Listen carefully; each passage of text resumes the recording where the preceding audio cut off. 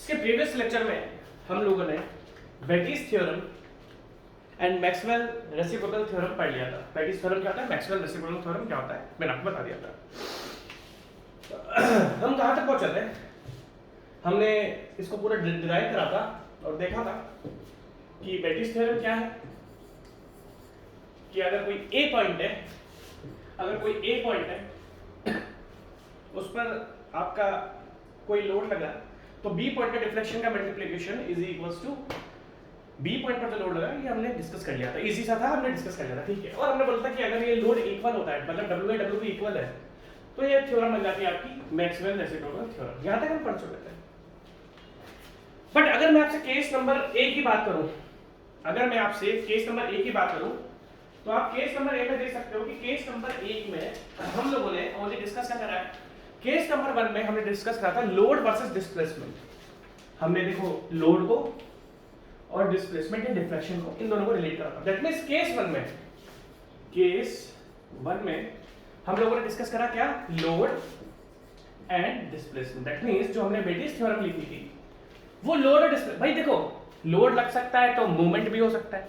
भाई लोड है तो मूवमेंट भी है, मूवमेंट है तो स्लोप भी है। हमने जो पहला केस पढ़ा है वो लोड और डिस्प्लेसमेंट पढ़ा है। इसका मतलब ये थोड़ी है कि जो बेटिस थ्योरम है वो लोड और डिस्प्लेसमेंट नहीं लगेगी। अरे लोड होता है, लोड है, मूवमेंट है, स्लोप है एंड डिफ्लेक्शन है।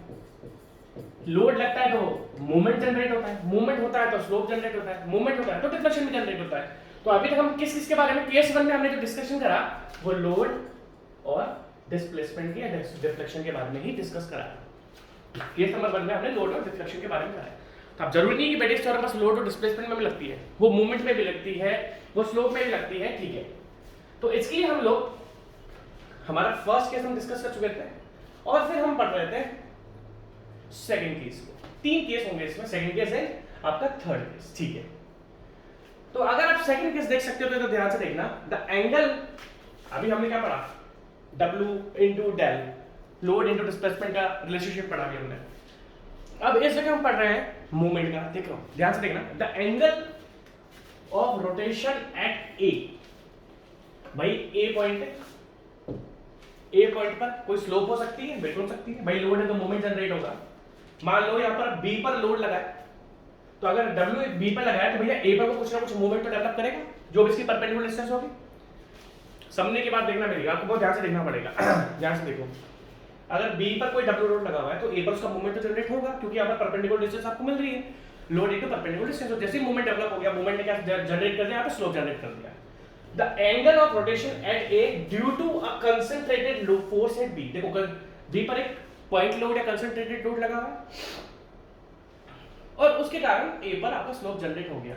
दैट मींस, अब ध्यान से देखना, W into, that means W जो बी पर लगा हुआ है, W at B into slope at ए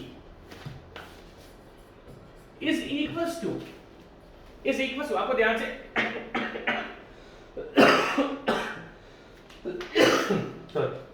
आपको ध्यान से देखना पड़ेगा, is numerically equal to the deflection at B, is numerically equal to deflection at B due to couplet is equals to M multiply by M at A multiply by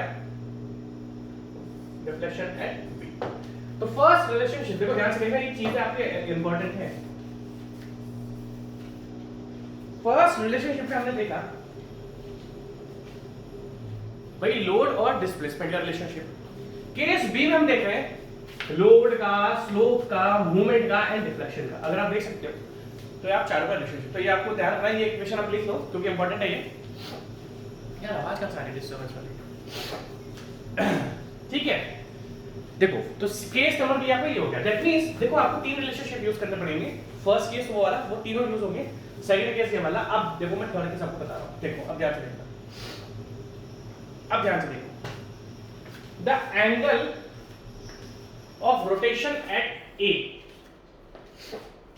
ठीक है। the angle of rotation at A due to concentrated forces B अभी रुको, मैं इसको change करूंगा, अभी मैं इसको चेंज करूंगा, देखना। The angle of rotation at A due to couple at B, देखो the angle of rotation at A, angle of rotation क्या है A, the angle of rotation at A due to couple at B, due to couple at B, ध्यान से देखना। The angle of rotation at A due to couple at B is equal to rotation at B due to the same couple applied at A, ठीक है। क्या लिखा है हमने? The angle of rotation at A due to couple at B is equal to rotation at B, that means अगर देखो हमने एक मोमेंट यहां पर लगाया, हमने एक मोमेंट आपने यहां पर लगाया, तो उसकी वजह से कुछ यहां पर स्लोप आ रही है। अगर ये सेम मोमेंट मैं यहां पर लगाऊंगा तो जो बी पर होगा वो मेरा स्लोप क्या होगा? इक्वल। ये तो सिंपल सा है कि अगर आपने बी पर कोई मोमेंट लगाया और ए पर आपको स्लोप मिला, तो जब सेम मोमेंट आप ए पर लगाओगे तो बी पर आपका सेम स्लोप आएगी। ये लिखने की जरूरत नहीं, सिंपल समझना है। इसमें गड़बड़ है, बता रहा हूं गड़बड़ क्या है। देखो the angle of rotation at A, ध्यान से देखना, आपको एक चीज ध्यान से देखनी पड़ेगी। क्या?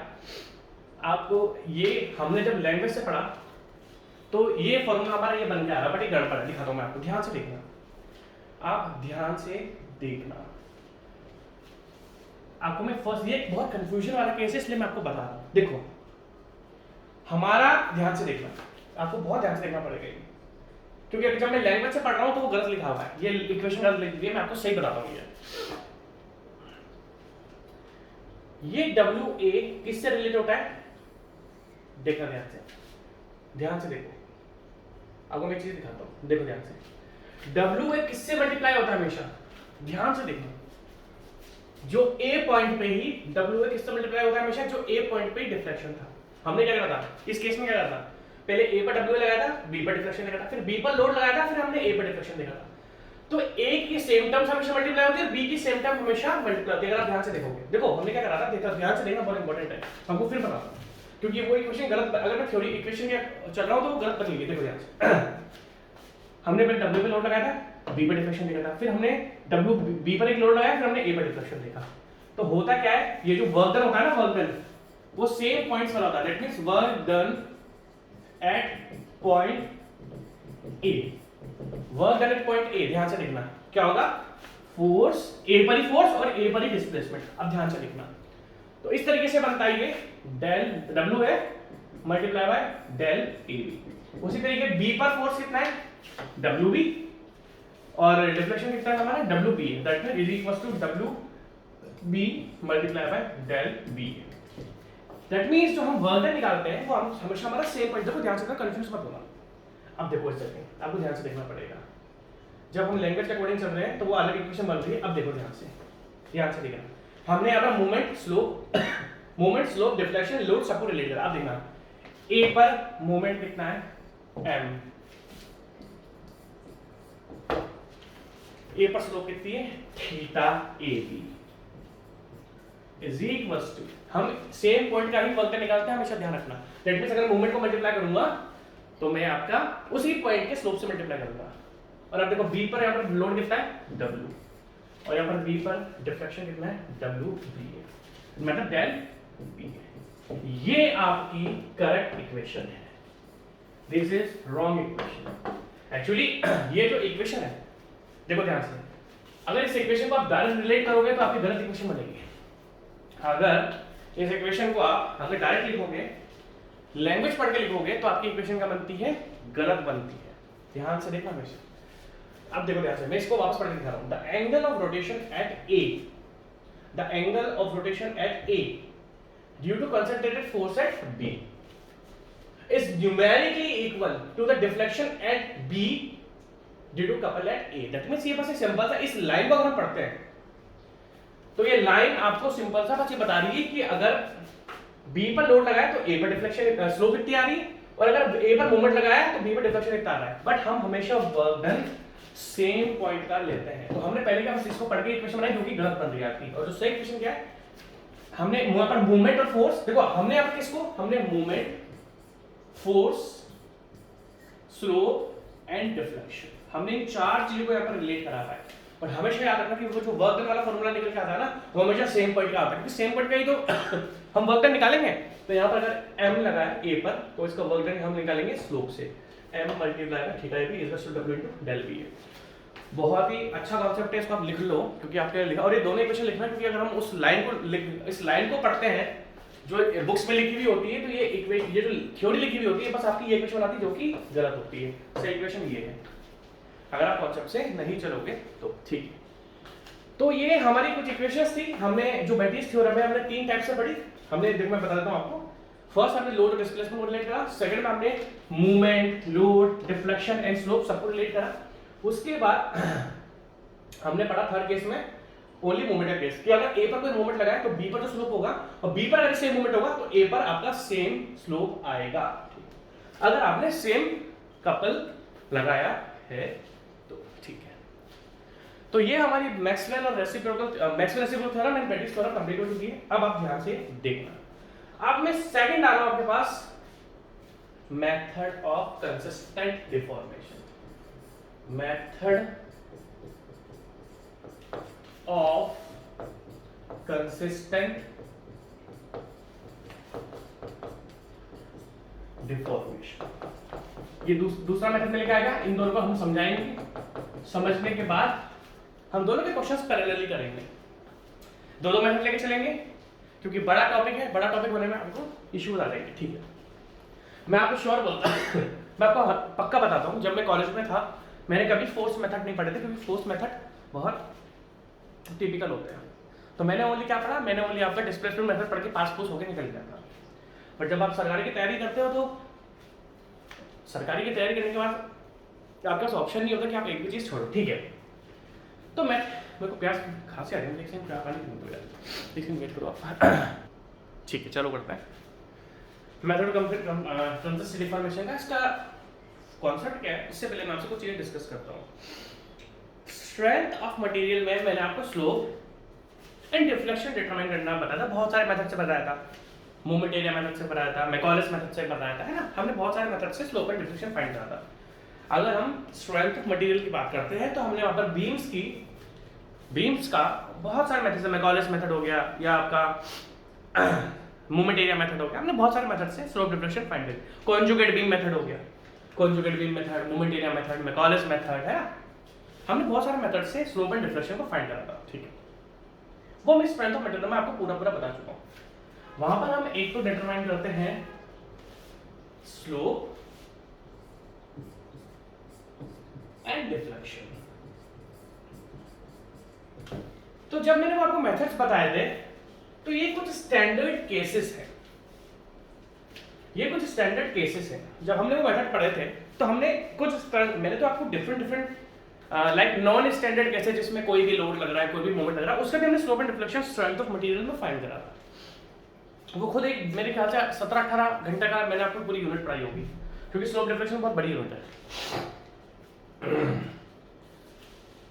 तो अगर मैं आपसे बात करूं, क्या जिसने मेरा स्ट्रेंथ ऑफ मटेरियल पढ़ा है, क्योंकि देखो स्ट्रक्चरल एनालिसिस पढ़ने से पहले आपको स्ट्रेंथ ऑफ मटेरियल पढ़ना पड़ेगा। तो अगर हम ध्यान से देखें, यहां पर आपकी सिंपली सपोर्टेड बीम है, उस पर सेंटर पर एक लोड लग रहा है P। तो अगर मैं पूछूं आपका इसका सेंट्रल डिफ्लेक्शन कितना है, वो एक स्टैंडर्ड केस भी है, वो सेंट्रल डिफ्लेक्शन कितना आता है, PL3/48EI। आपको ध्यान से देखना पड़ेगा। ठीक है, आप अभी मैं आपसे डिफ्लेक्शन की बात कर रहा हूं, बाद में आपसे स्लोप की बात करूंगा, आपको ध्यान से देखना पड़ेगा।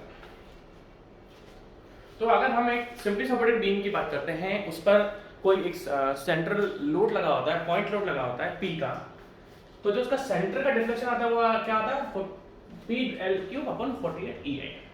अगर कोई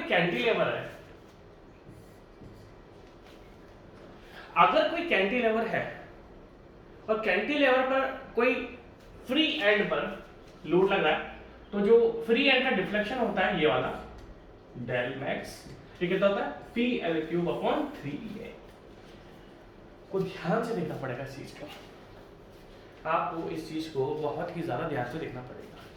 ये कुछ स्टैंडर्ड केसेस हैं, लाइक एक सिंपली सपोर्टेड बीम है, उस पर A डिस्टेंस पर P लोड लगा है, तो उस केस में जो मैक्सिमम डिफ्लेक्शन होता है वो कितना आता है पीवी 3L² माइनस 4V²। ये सारे स्टैंडर्ड फॉर्मूले हैं जो मैंने आपको, अब देखो मैं स्ट्रक्चरल एनालिसिस में आपको ये सॉल्व करना नहीं बता सकता क्योंकि आपके पास मेरे लेक्चर रिकॉर्ड है। आप स्ट्रेंथ ऑफ मटेरियल में स्लोप एंड डिफ्लेक्शन वाली यूनिट निकाल के देखो, ये सारे A to Z केसेस मैंने आपको सॉल्व कराए। लोग तो क्या करते हैं, एक दो केसेस बताकर बोलते हैं डायरेक्ट रख लेना, हम डायरेक्ट नहीं रख पाते। हमने आपको एक ही केस सॉल्व करके दिखाया। आप एक भी क्वेश्चन इसमें ऐसा नहीं होगा जो मैंने सॉल्व नहीं करा। आधा घंटे में सॉल्व करा होगा, चाहे एक घंटे में सॉल्व करा होगा, एक क्वेश्चन मैंने आपको सॉल्व किया। तो ये कुछ स्टैंडर्ड केसेस है। तो सबसे पहले बात, अगर मैं मेथड ऑफ कंसिस्टेंट डिफॉर्मेशन की बात करता हूं, अगर मैं आपके सामने मेथड ऑफ कंसिस्टेंट डिफॉर्मेशन की बात करता हूं, तो आपको सबसे पहले ये कुछ स्टैंडर्ड स्लोप एंड डिफ्लेक्शन याद होने चाहिए। अभी आप डिफ्लेक्शन से काम चला लोगे क्योंकि अभी मैं आपको शुरुआत में स्लोप वाला क्वेश्चन नहीं कराऊंगा, बट बाद में कराऊंगा। तो आप सबसे पहले मेथड ऑफ कंसिस्टेंट डिफॉर्मेशन पे पहले तो अपने भेजे में ये सारी चीजें याद रखो। देखो मैं आपको बता देता हूं, ये एक सिंपली सपोर्टेड बीम है जिसके सेंटर पर पी लोड लगा है, तो उसका मैक्सिमम डिफ्लेक्शन P/48 है। ये एक सेमी सपोर्टेड बीम है, बट जो लोड है वो सेंटर पे लगा के एक एंड से A पर लगा, एक एंड से B पर लगा है। तो इस केस में मैक्सिमम डिफ्लेक्शन कितना होता है? अगर एक सिंपली सपोर्टेड बीम है उसमें UDL लगा हुआ है, यूनिफॉर्मली डिस्ट्रीब्यूटेड लोड, तो उसका मैक्सिमम सेंट्रल डिफ्लेक्शन कितना होता है? ये सब मैंने आपको यहाँ बता के रखा हुआ है। अगर कोई सिंपली सपोर्टेड बीम है जिस पर यूनिफॉर्मली वेरिंग लोड लगा हुआ है, both are uniformly varying load, इसमें क्या हो रहा है, एक एंड पर 0 है और एक एंड पर UVL यूनिफॉर्मली वेरिंग लोड की मैक्सिमम इंटेंसिटी है। यहाँ पर भी UVL है, एक सेंटर से 0, दूसरे सेंटर पर भी 0, बट मिडिल में इसकी जो इंटेंसिटी वो मैक्सिमम है। ये एक सिंपली सपोर्टेड बीम है जिसके एक फ्री एंड पर मूवमेंट लगा हुआ है, तो इसका डिफ्लेक्शन कितना होगा? ये कैंटिलीवर बीम है जिस पर एक पॉइंट लोड लगा है, ये कैंटिलीवर बीम है जिस पर किसी फ्री एंड से B डिस्टेंस पर लोड लगा हुआ है, ये कैंटिलीवर बीम है जिसकी UDL लगा हुआ है, उसका मैक्सिमम डिफ्लेक्शन।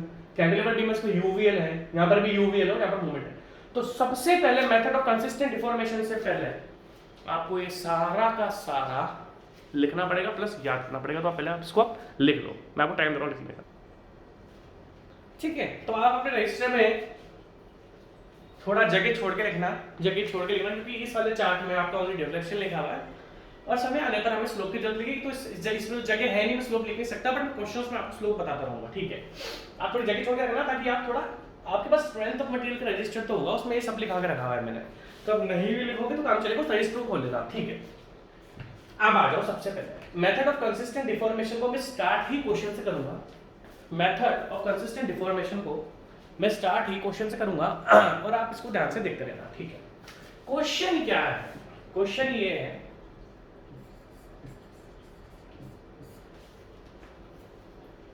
आप बोलोगे सर आप इसमें मेथड तो बता नहीं रहे। मैं धीरे धीरे करके, देखो मेथड बताएंगे फिर क्वेश्चन करेंगे, इससे अच्छा है क्वेश्चन समझ लो, मेथड अपने आप समझ में आ जाएगा। इस क्वेश्चन में क्या है, पहली बात, डिटरमाइन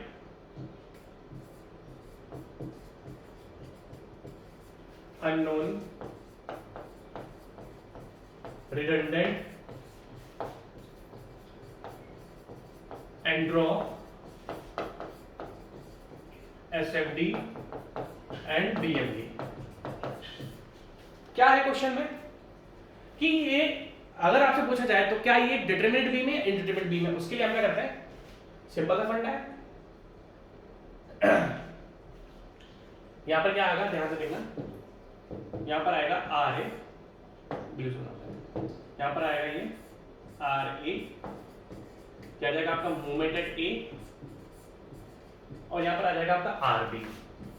अगर मैं आपसे पूछूं ये एक डिटरमिनेंट बीम है या इनडिटरमिनेंट बीम है, तो आप बोलोगे सर सॉल्व करके देख लेते हैं। सॉल्व करके देख लेते हैं क्या होता है। डिग्री ऑफ स्टैटिक इनडिटरमिनेंसी का फॉर्मूला क्या होता है, total number of unknown forces 1 2 3। यहां पर कितना अननोन फोर्सेस है, एक तो MA है, एक आपके सामने RA है और एक आपके सामने RB है। 3 अननोन फोर्सेस है। कितना अननोन फोर्सेस है, 3 माइनस स्टैटिक इक्विलिब्रियम इक्वेशंस। देखो यहां पर एक तो वर्टिकल फोर्स है, RA और RB क्या वर्टिकल फोर्स है, तो summation of Fy is equals to 0। दूसरा मोमेंट है, तो summation of moment in z direction equals to 0।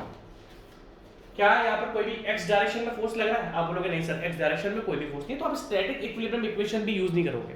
जब x डायरेक्शन में फोर्स लगा होता है, जब x डायरेक्शन में फोर्स लगा होता है तब हम summation of Fx is equals to 0 use करते हैं।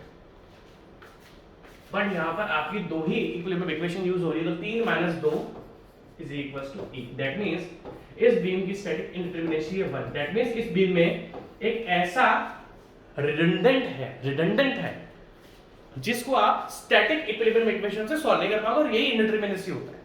भाई स्टैटिक इंडिटरमिनेसी क्या डिफाइन करती है कि इसके अंदर कुछ ऐसे अननोन फोर्सेस हैं जो आप अननोन स्टैटिक इक्विलिब्रियम इक्वेशन से यूज नहीं कर पाओगे। तो अगर हम बात करें तो हमारे यहाँ पर एक अननोन फोर्स है। अब अननोन फोर्सेस एमए है, आरए है, आरबी है, अभी हमें नहीं पता। एक अननोन फोर्सेस इसके अंदर है जो कि सॉल्व आपका नहीं होगा। तो देखो मेथड ऑफ कंसिस्टेंट डिफॉर्मेशन में आप सबसे पहले बनाते हो एक प्राइमरी स्ट्रक्चर। अभी प्राइमरी स्ट्रक्चर का होता है जो कि हमेशा डिटरमिनेट होता है।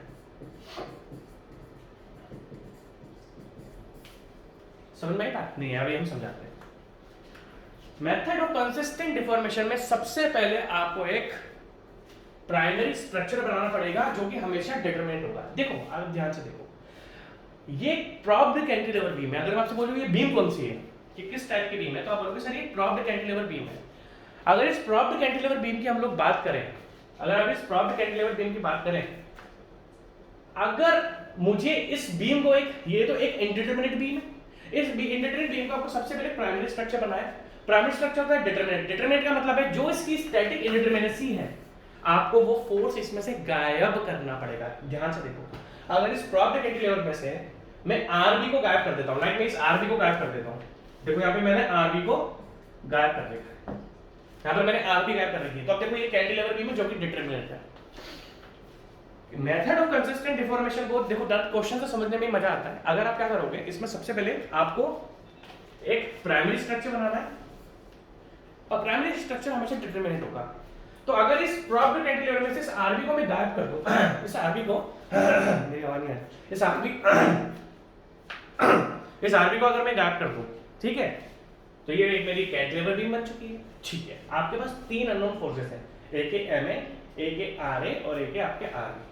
तो फर्स्ट बीम आप देख सकते हो, इसको मैंने प्राइमरी स्ट्रक्चर बना दिया। प्राइमरी स्ट्रक्चर का डिटरमिनेंट, दैट मींस आपको एक रिडंडेंट इसमें से गायब करना पड़ेगा। हमने यहाँ पर आरबी को गायब कर दिया और ये कैंटिलीवर बीम बन गई और ये प्राइमरी स्ट्रक्चर बन गया, क्योंकि प्राइमरी स्ट्रक्चर डिटरमिनेंट स्ट्रक्चर हमें बनाना पड़ता है। सेकंड केस क्या है मेरे पास, ध्यान से देखना। फर्स्ट तो ये हो सकता है कि एक मैं आरबी को गायब कर दूंगा तो कैंटिलीवर बन जाएगा, प्राइमरी स्ट्रक्चर बन गया। सेकंड क्या हो सकता है कि अगर मान लो मैं इस एमए को गायब कर दूं, अगर मान लो सेकंड केस में अगर आप ध्यान से देख सकते हो तो यहाँ पर मैंने एमए को गायब कर देता है। एमए गायब करते ही ये एक सिंपली सपोर्टेड बीम बन रही है जो कि स्टैटिक डिटरमिनेंट स्ट्रक्चर होता है। कहने का मतलब क्या है, समझ में आ रही है बात? कहने का मतलब ये है कि हमने यहाँ पर सबसे पहले एक प्राइमरी स्ट्रक्चर बनाया बाय इग्नोरिंग द रिडंडेंट। इस वाले केस में हमने आरबी को देखो इंडिटरमिनेसी कितनी है, 1, मतलब एक अननोन है सर। अरे वो एक अननोन तो कोई भी हो सकता है, वो एक अननोन तो आरबी भी हो सकता है, एमए भी हो सकता है, वो एक अननोन तो कोई सा भी हो सकता है, ताकि बीम आपकी डिटरमिनेट हो जाए। तो ठीक है, ध्यान से देखना। तो हमने क्या करा, ये आरए लिया, सॉरी सबसे पहले केस हमने आरबी को गायब कर दिया, तो सेकंड केस में हमने एमए को गायब कर दिया। देखो आरए को गायब करने से कोई फायदा नहीं होगा, क्योंकि यहाँ पर आपका मूवमेंट लगा रहेगा। तो क्या है, आपके पास दो कंडीशन बन सकती है इसमें, या तो आरबी को गायब कर दो तो कैंटिलीवर बीम बन जाएगी, और यहाँ पर अगर मैं एमए को गायब कर दूंगा तो यहाँ पर मेरी सिंपली सपोर्टेड बीम बन जाएगी। दैट मींस आपके पास दो प्राइमरी स्ट्रक्चर है जो कि मैंने आपके सामने बना दिए। एक इंडिटरमिनेट बीम को सबसे पहले हमने एक प्राइमरी स्ट्रक्चर में बनाया, और प्राइमरी स्ट्रक्चर बनाने के बाद हमारा नेक्स्ट स्टेप क्या होगा, अब आपकी चॉइस है। क्या चॉइस है? अब इस आगे क्वेश्चन को मैं दो तरीके से सॉल्व करूंगा, या तो मैं बीम को इस तरीके से कंसीडर करूंगा या फिर मैं बीम को इस तरीके से कंसीडर करूंगा। आप ध्यान से देखना। सबसे पहले आपने क्या करा है, इस इंडिटरमिनेट स्ट्रक्चर को आपने एक प्राइमरी स्ट्रक्चर बनाया। अब आपके पास चॉइस क्या होगी कि इन प्राइमरी स्ट्रक्चर को आपको वापस से इनडिटरमिनेट बनाना है। कहने का मतलब क्या है, देखो ध्यान से। प्राइमरी स्ट्रक्चर बन गए आपके, सबसे पहले हम बोलोगे बन गए, मतलब सर डिटरमिनेट बना दिया हमने। अब ध्यान से देखना, अगर आप देखोगे ध्यान से तो फर्स्ट ध्यान से देखना, ये आपका प्राइमरी स्ट्रक्चर था, ध्यान से देखना, मैं आपको बना के दिखाता हूं, आपको मजा आएगा।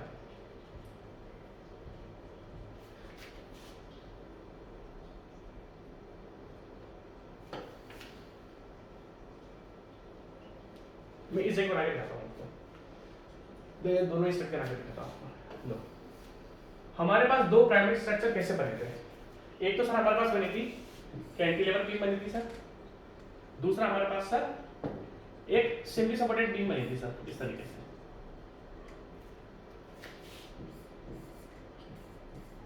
सर एक तो हमारे पास प्राइमरी, देखो हमारे पास जो प्राइमरी बने थे ये दो टाइप की कैंटिलीवर बीम बनी थी। इस पर यूडी लगा देता हूँ, क्या फर्क पड़ता है, यूडी लगा देते हैं इसमें, लो यूडी लगा दिया।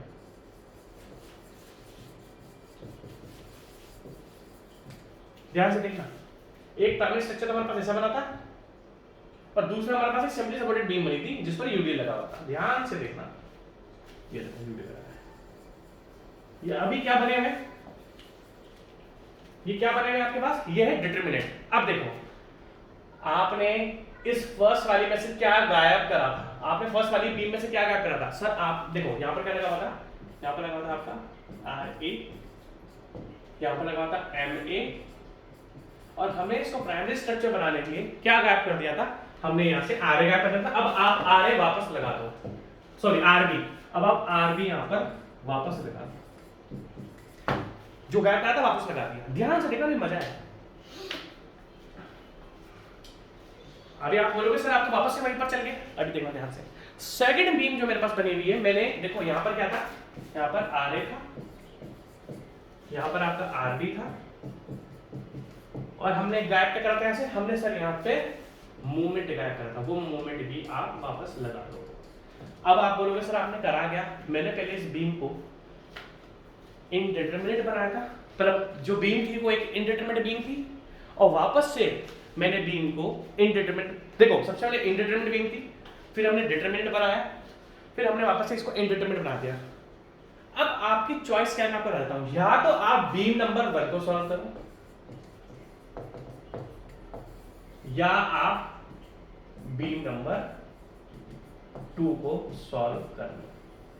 दैट मींस समझ लो मेरे बात, अब आपके पास चॉइस है कि जो प्राइमरी स्ट्रक्चर था फिर आपने उसको वापस से इनडिटरमिनेट बनाया, आपके पास चॉइस क्या है कि आप इन दोनों में से किसी भी एक बीम को आप उठा लो, या तो बीम नंबर 2 को उठा लो या बीम नंबर 1 को उठा लो, और इन दोनों को उठाने के बाद किसी को भी आप सॉल्व कर सकते हो। तो हम देख सकते हैं कि ऊपर वाली बीम मेरे को इजी लगी, पहले आप इसको लिख लो यार, है ना, देखो यहाँ पे लिख लिया था, यहाँ पे लिख लिया था, सबसे यहाँ पे पूरा का पूरा लिखो जो मैंने बताया, पूरा लिखो, पूरा लिखो ये कि इसकी स्टैटिक इंडिटरमिनेसी कितनी है, इसकी स्टैटिक इंडिटरमिनेसी कितनी है, कैसे हमने सॉल्व करी, और उसके बाद लिखो फर्स्ट मैक, उसके बाद इसके लिखने का लिखोगे first make beam as primary structure.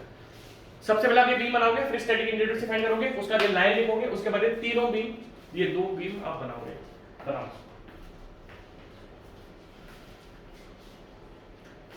बना ली होगी आपने। अब उसके बाद आप वापस से इस बीम को, इसको तो मत लिखो, ये तो मैंने आपको पढ़ाई नहीं, इसको काट देते हैं, उसके बाद आप डायरेक्ट इस जगह पर आओ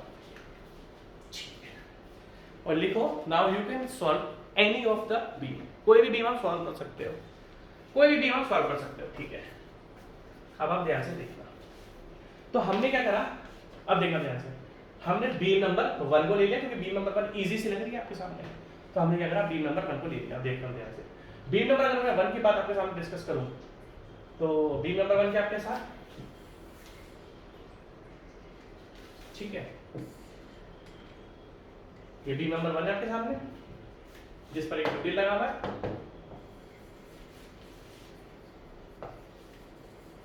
और भैया क्या क्या रिएक्शंस है, यहां पर आर ए लगी हुई है, यहां पर एम ए लगा हुआ है, मतलब मूवमेंट एट ए लगा हुआ है, और यहां पर आपका आर बी लगा हुआ है। इस बीम को दो टुकड़ों में तोड़ दो आप, इस बीम को आप दो टुकड़ों में तोड़ दो। दैट मींस अगर मैं चाहूं, अगर मैं आपसे बोलूं क्या मैं इस बीम को इस तरीके से लिख सकता हूं, आप ध्यान से देखना,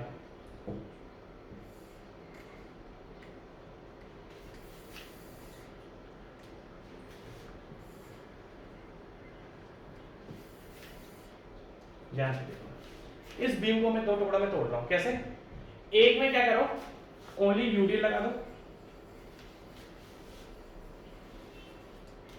और एक में हमने क्या करा, आर भी तोड़ दिया। ध्यान से देखना, अगर मैं आपसे डिस्कस करूं, देखो ध्यान से, एक में हमने क्या करा, यूडे ले लिया और एक में हमने बस आर भी तोड़ दिया। और इन दोनों बीम को अगर मैं ऐड कर दूंगा, इन दोनों बीम को अगर मैं ऐड कर दूंगा, इन दोनों बीम को अगर मैं ऐड कर दूंगा तो वो इक्विवेलेंट टू ये वाली बीम हो जाएगी।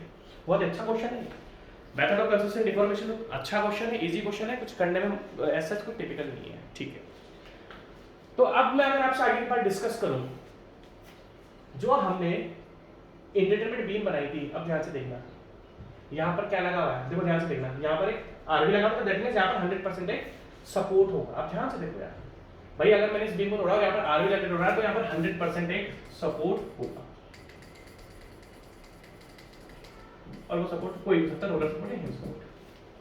ध्यान से देखना, अगर यहाँ पर सपोर्ट है, ध्यान से देखना, तो एट बी, अगर मैं आपसे पूछूं बी पर डिफ्लेक्शन कितना है, तो आप बोलोगे सर 0। अगर मैं इस बीम की आपसे, या आपके सामने एक बीम है, इस बीम की अगर मैं आपसे डिफ्लेक्टेड शेप पूछूं, किसकी डिफ्लेक्टेड शेप क्या होगी, तो आप कैसे बनाओगे, सब देखो, इस बीम की डिफ्लेक्टेड शेप कैसे होगी, कुछ इस तरीके से,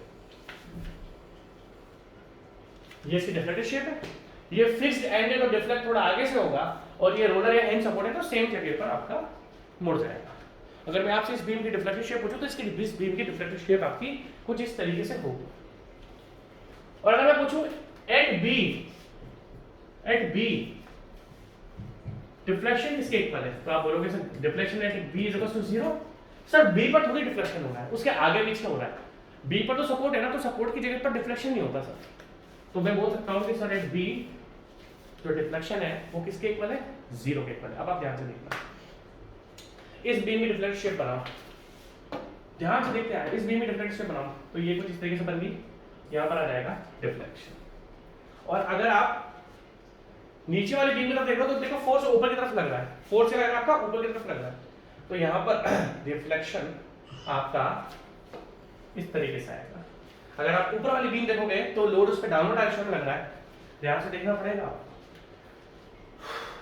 अगर आप ऊपर वाली बीम को देखोगे तो उसका डिफ्लेक्शन डाउनवर्ड डायरेक्शन आएगा, और जो नीचे वाली बीम है इसमें फोर्स ऊपर लग रहा है, तो इसका डिफ्लेक्शन ऊपर की तरफ जाएगा। सिंपल सी बात है। अब आप मुझे सिंपल सा बात बताओ, ये जो ऊपर वाली बीम है ना, इसका डिफ्लेक्शन कितना है यहाँ पर, आ जाओ स्टैंडर्ड केसेस में, आ जाओ स्टैंडर्ड केसेस में।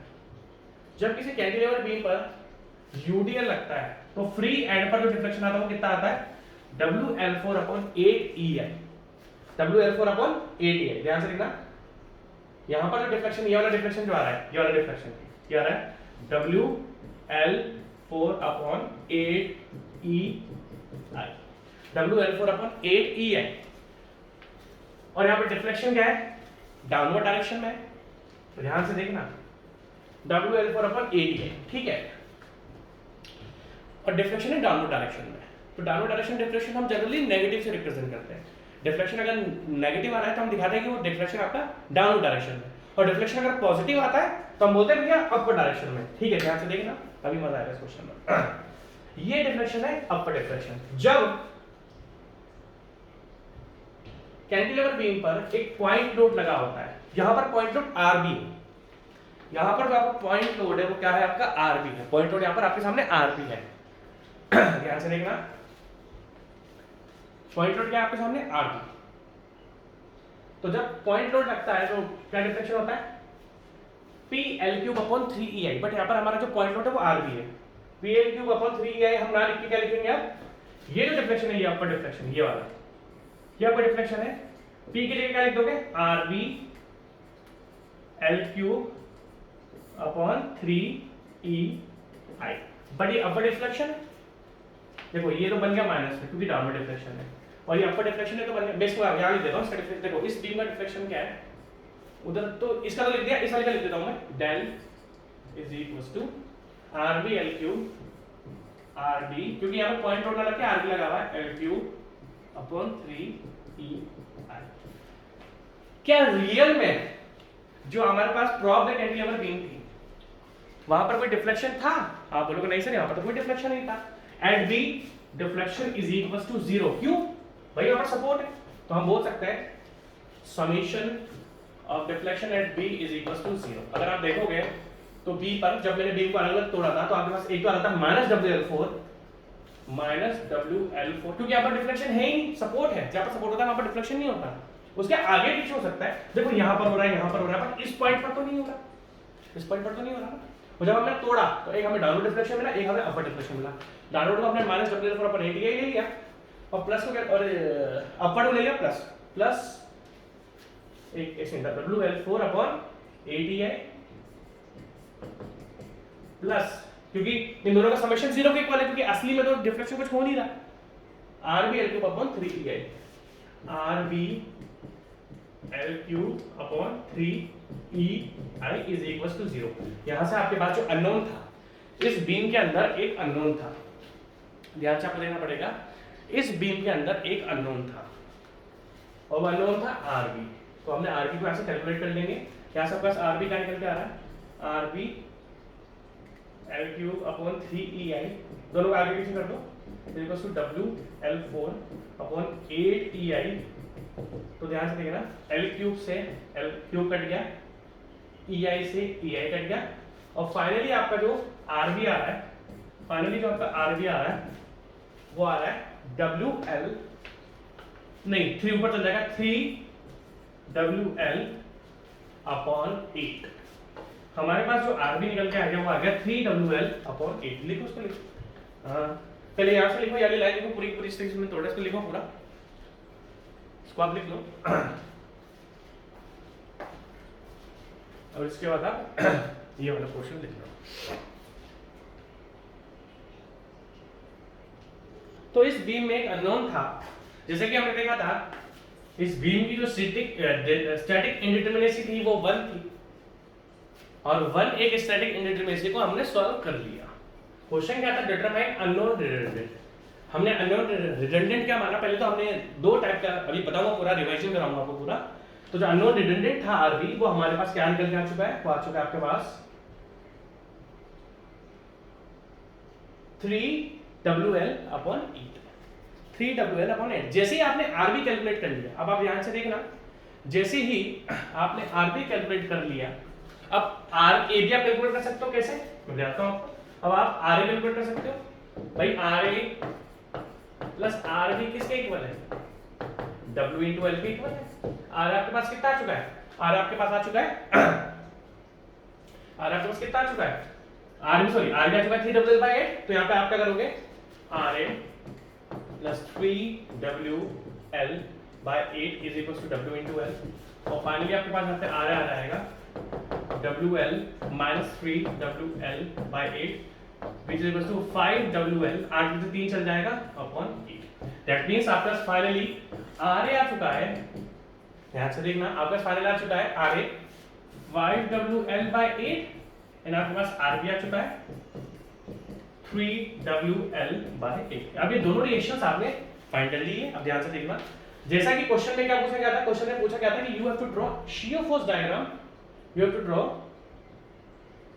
क्वेश्चन क्या है, हाँ, determine unknown redundant and draw SFD and BMD। अब आपको SFD और BMD ड्रॉ करना है, तो कुछ भी नहीं है, सिंपल सा है। आपने जो बीम तोड़ी थी ना, ये दो टाइप की बीम तोड़ी थी ना, आप इस दो टाइप की बीम को जो, सॉरी यानी आपने जो दो बीम तोड़ी थी, इन दोनों बीम्स का, ये जो बीम हमने तोड़ी है, इन दोनों बीम का इंडिविजुअल शियर फोर्स डायग्राम बना दो और बाद में ज्वाइन कर दो। मैं आपको बता देता हूँ, जैसा कि मैं आपको बताऊंगा, टेंशन मत लो, ठीक है। हमें अब शियर फोर्स डायग्राम और बेंडिंग मोमेंट डायग्राम बनाना है, ठीक है, हमें शियर फोर्स डायग्राम और बेंडिंग मोमेंट डायग्राम बनाना है। तो हमने जो बीम तोड़ी थी, ध्यान से देखना, ध्यान से देखना पड़ेगा आपको, छोटा बनाऊंगा थोड़ा सा, ठीक है। जो हमने बीम तोड़ी थी, एक तो हमने, ध्यान से देखना होगा ना, देखो ध्यान से, यहाँ पर यूनिट लगा हुआ था और यहाँ पर RB लगा हुआ था, जो कि आपका कितना है 3WL/8 है ना। अब देखो, ये आपका WL, यहाँ पर आपका R। तो अगर मैं सबसे पहले क्या करूंगा, इन दोनों की शियर फोर्स डायग्राम हम इंडिविजुअल बनाएंगे, बाद में दोनों को ऐड कर देंगे। सबसे पहले हम शियर फोर्स डायग्राम की बात करते हैं। तो अगर मैं इसका शियर फोर्स डायग्राम बनाऊं, तो यहाँ से देखो, ये शियर फोर्स डायग्राम, ध्यान से देखना, इसका शियर फोर्स डायग्राम कैसा बनेगा, ध्यान से देखो, हम फ्री एंड से चालू कर रहे हैं, फ्री एंड पर लोड लग रहा है डाउनवर्ड। देखो शियर फोर्स के साइन कन्वेंशन बता देता हूं, जब राइट में अपवर्ड और लेफ्ट में डाउनवर्ड होता है तो शियर फोर्स होता है आपका पॉजिटिव, जब राइट हाँ मैंने शायद उल्टा बोल मतलब लेफ्ट में अपवर्ड और राइट में शायद यही बोलता मेरे को याद नहीं, जब लेफ्ट में अपवर्ड और राइट में डाउनवर्ड होता है तो शियर फोर्स को पॉजिटिव लेते हैं, जब लेफ्ट में डाउनवर्ड और राइट में अपवर्ड होता है तो हम शियर फोर्स को नेगेटिव लेते हैं, हम शियर फोर्स को नेगेटिव लेते हैं। ध्यान से देखना, हम इन दोनों बीम का शियर फोर्स डायग्राम बनाएंगे और दोनों को बाद में ऐड कर देंगे तो हमारा इस पूरा बीम का शियर फोर्स डायग्राम बन जाएगा। अगर आप ध्यान से देखो ध्यान से देखना, देखो अगर मैं, क्योंकि आप बोलोगे ना कल को सर आपने किसी भी, मैं आपको सारे एसएफटी बीम भी कराऊंगा, टेंशन मत लो, मैं सब एसएफटी बीम आपको सॉल्व करवाऊंगा, ठीक है। तो इस बीम की अगर हम बात करें तो अगर हमें शियर फोर्स डायग्राम की बात करनी है तो देखो हम फ्री एंड से स्टार्ट कर रहे हैं, सॉरी यार ये आ रहे हैं ना, यहाँ पर आ रहे आएगा और ये आपका आर ये ए है ये बी है। सबसे पहले आप ऊपर वाला केस बना लो तो देखो यहाँ पर शियर फोर्स की इक्वेशन क्या बनेगी, देखो सबसे पहली बात यहाँ पर x इज इक्वल टू 0 और यहाँ पर x is equal to l, क्योंकि हम कैंटिलीवर को हमेशा फ्री एंड से स्टार्ट करते हैं, तो यहाँ पर x 0 है यहाँ पर x l है। और शियर फोर्स की, क्योंकि यूडीएल के केस में हमें जो लेंथ होती है x उससे मल्टीप्लाई करना, जब यूडीएल को हमें, देखो शियर फोर्स की बात हो रही है, जब फोर्स की बात होती है तो अगर किसी बीम पर यूडीएल लगा हुआ है तो उस यूडीएल को अगर मुझे फोर्स में कन्वर्ट करना है तो मुझे एक्चुअली डब्ल्यू आएगा, सॉरी डब्ल्यू एल नहीं आएगा, ओनली डब्ल्यू आएगा, इसको मिटा दो सेकंड। इंटेंसिटी जो लगी हुई है ओनली डब्ल्यू लगी हुई है, ठीक है, इंटेंसिटी जो लगी हुई है वो ओनली डब्ल्यू लगी हुई है, ठीक है। और अगर इस इंटेंसिटी को मुझे फोर्स में कन्वर्ट करना है तो मुझे इसके लेंथ से मल्टीप्लाई करना पड़ेगा। सबसे पहली बात, ये राइट है ये लेफ्ट है, राइट में कौन सा फोर्स लग रहा है, राइट में डाउनवर्ड फोर्स लग रहा है, राइट में कौन सा फोर्स लग रहा है, डाउनवर्ड, और जब राइट में डाउनवर्ड होता है तो हम शियर फोर्स को क्या लेते हैं, पॉजिटिव। जो राइट में डाउनवर्ड फोर्स होता है तो हम शियर फोर्स को क्या लेते हैं, पॉजिटिव। तो देखो शियर फोर्स की इक्वेशन बनेगी प्लस डब्ल्यू की यूडीएल की इंटेंसिटी डब्ल्यू इनटू x, क्योंकि अगर मुझे यूडीएल को फोर्स में कन्वर्ट करना है तो मुझे उसकी लेंथ से मल्टीप्लाई करना पड़ेगा, और यहाँ पर हर जगह लेंथ वेरी कर रही है, यहाँ पर x 0 है, यहाँ पर x l/2 है, यहाँ पर x l है, तो अगर मुझे फोर्स भी कैलकुलेट करना है तो हर जगह फोर्स अलग अलग हो रहा है। तो देखो शियर फोर्स की इक्वेशन क्या बनेगी, ए बी के लिए plus w into x, plus क्यों लिया, क्योंकि राइट में डाउनवर्ड है, जब राइट में डाउनवर्ड होता है तो हम शियर फोर्स को पॉजिटिव लेते हैं। तो देखो यहाँ पर x कितना था, यहाँ पर x है 0, तो यहाँ पर शियर फोर्स कितना बन जाएगा 0। सेंटर में x कितना l/2, तो w into l/2, तो यहाँ पर पॉजिटिव वैल्यू है तो w l/2, क्योंकि x l/2, और a पर x कितना है l, क्योंकि हम कैंटिलीवर को हमेशा फ्री एंड से स्टार्ट करते हैं तो यहाँ से लेके यहाँ तक स्टार्ट करेंगे तो यहाँ पर x का बन जाएगा l, तो w into l, that means ये w into l। इन तीनों को ज्वाइन कर दो, क्योंकि क्या ज्वाइन क्यों करूंगा मैं, क्योंकि एक स्ट्रेट लाइन की इक्वेशन है, w into x एक स्ट्रेट लाइन की इक्वेशन होती है, तो हम इन तीनों को ज्वाइन कर देंगे तो इससे और ये आपका एक प्रोटेक्शन आ देता हूं, आपका ऊपर वाली बीम का शियर फोर्स डायग्राम बन चुका है, जिसमें सेंटर पे वैल्यू वाली WL/2 और फिक्स एंड का आ रही है WL। अब आप इस वाली बीम पर आ जाओ, अगर आप इस वाली बीम को देखते हो, ध्यान से देखना, अगर आप इस वाली बीम को देखते हो तो यहाँ पर कोई भी यूडीएल नहीं लगा हुआ है, और राइट में कौन सा फोर्स है, अपवर्ड। जब राइट में अपवर्ड फोर्स होता है, जब राइट में अपवर्ड फोर्स होता है, जब राइट में आपका अपवर्ड फोर्स होता है तो हमेशा आपका साइन कन्वेंशन क्या बनता है, नेगेटिव। तो देखो ये अपवर्ड फोर्स है राइट में, मैंने साइन कन्वेंशन लिख दिए और ये बनेगा नेगेटिव, दैट मींस नीचे की साइड बन जाएगा 3WL/8। ये फोर्स यहां से यहां तक क्या है, कांस्टेंट है, ध्यान से देखना, ये फोर्स आपका यहां से यहां तक का, तो आपका फोर्स क्या है, कांस्टेंट है। आप समझ लो मेरी बात, आपको समझनी पड़ेगी ये बात, तभी इस क्वेश्चन को करने में मजा आएगा आपको। समझ में आ रही है बात या नहीं आ रही है, देखो ये यहां से लेके यहां तक आपका फोर्स कांस्टेंट है, समझ रहे हो बात को या नहीं समझ रहे हो बात को, यहां से लेके यहां तक का आपका कोई भी फोर्स नहीं लगा। अगर देखो यहाँ पर तो यूडीएल था, यूडीएल की जो लेंथ होती है, यूडीएल की लेंथ हमारी साथ वेरी करती है, तो हमने क्या करा यूडीएल केस में w into x कर लिया। बट अगर हम दूसरे फोर्स की बात करते हैं तो दूसरे फोर्स के केस में कहीं पर भी लेंथ पर फोर्स डिपेंड नहीं हो, स्पेशली ध्यान रखना पड़ेगा कि देखो ऊपर वाले में तो जो शियर फोर्स है वो x में डिपेंड है, बट नीचे वाला तो डायरेक्ट फोर्स ही है ना, हमें ऊपर वाले केस में शियर फोर्स को x से मल्टीप्लाई करना पड़ा है ताकि हम फोर्स को कैलकुलेट कर सकें। ये ऑलरेडी फोर्स है तो ये यहां से लेके यहां तक क्या चल जाएगा, आपका कांस्टेंट चल जाएगा, ठीक है। अब आप ध्यान से देखिए, आपके मन में डाउट आएगा कि सर आपने चलो इस यूडीएल को लेकर शेयर फोर्स बना दिया, आपने इस 3WL को लेकर फोर्स बना दिया। तो सर ये जो यहाँ पर MA, अब आपके मन में डाउट आएगा कि सर यहाँ पर एक MA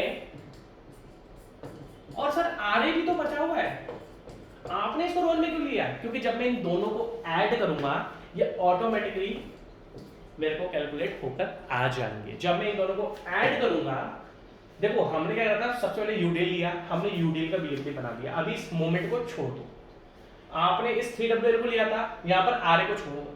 जब मैं देखो, अगर आप ध्यान से देखो तो ऊपर वाला जो शियर फोर्स है वो पॉजिटिव का है और नीचे वाला शियर फोर्स आपका क्या है, नेगेटिव का है। अब जब मैं इन दोनों को समेशन करूंगा, क्योंकि बीम तो मैंने दो टुकड़ों में तोड़ी थी ना, बीम तो मैंने दो टुकड़ों में तोड़ी थी, तो जब मैं इन दोनों का समेशन करूंगा तो ऑटोमेटिकली मेरे पास RA की वैल्यू निकल कर आ जाएगी। RA कितना था, RA कितना था, RA था 5WL/8। आपको कुछ नहीं करना, शुरुआत में बस इस लोड को लो, यूडीएल को, और इस वाले लोड को लेना है, और जब मैं समेशन करूंगा तो इस बीम का जो शीयर फोर्स बेंडिंग डायग्राम होगा वो ऑटोमेटिकली बन जाएगा। देखना ध्यान से, अब इसको ऐड करूं तो देखो ये माइनस का है, यहां पर क्या आ जाएगा, अगर मैं दोनों को ऐड करूं तो ये देखो A है, ये आपका ये A है और ये आपका B है, सॉरी, ठीक है।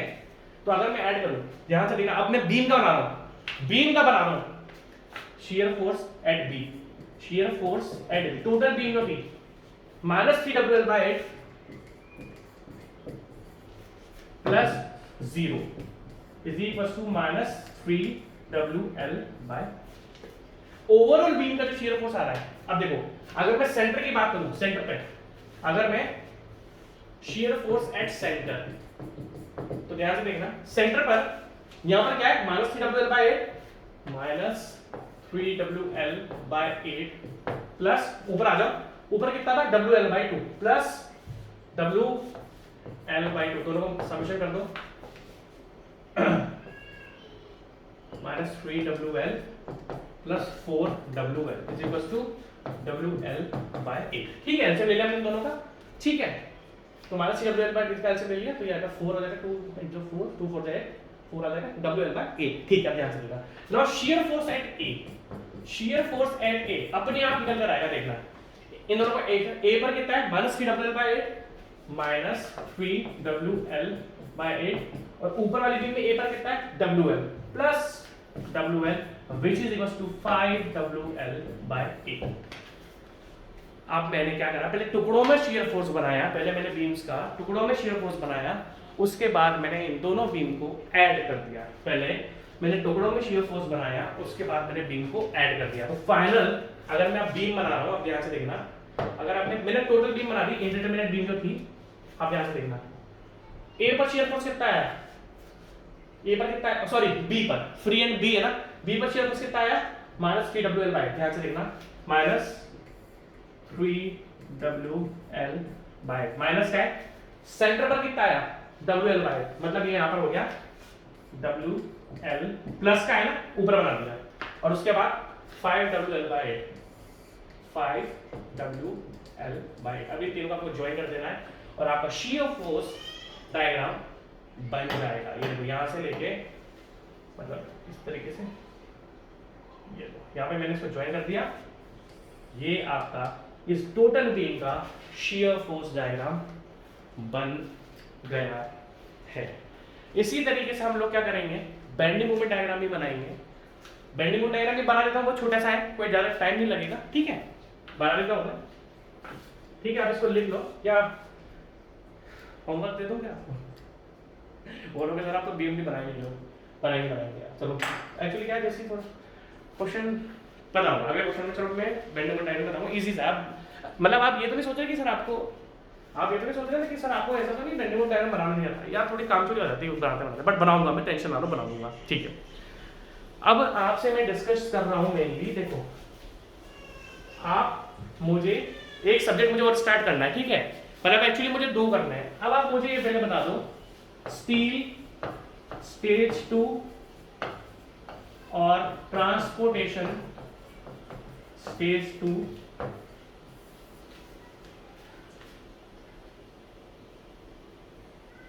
इन दोनों में से आप मुझे एक सब्जेक्ट बता दो कि इन दोनों में से आपको कौन सा, देखो मेरे को दोनों चालू करने, हमारा structure analysis plus steel plus transportation तीनों चलेंगे साथ में, बट पहले कौन सा करना है आप मुझे वो बता दो, तो मैं इस वीक के एंड में ये सब्जेक्ट मैं आपका स्टार्ट कर दूंगा और फिर हम इवनिंग में कोशिश करते हैं कि मैं आपको वापस से मिलूँ। और मैं एक्चुअली कोशिश तो मैं डेली करता हूँ, मैं इवनिंग में मिलूँ, बट थोड़ा बिजी हो जाता हूँ तो मिल नहीं पाता, बट आज मैं शायद आपसे मिल सकता हूँ। तो मैं इवनिंग में आपको इसी method of process and deformation को और आगे लेकर जाऊँगा और उसमें फिर टेंशन ना लो, ऐसे अपनी भी आपके सामने बनाऊंगा। तो ठीक है, आप अच्छे से अपनी पढ़ाई करो, टेक केयर, बाय बाय।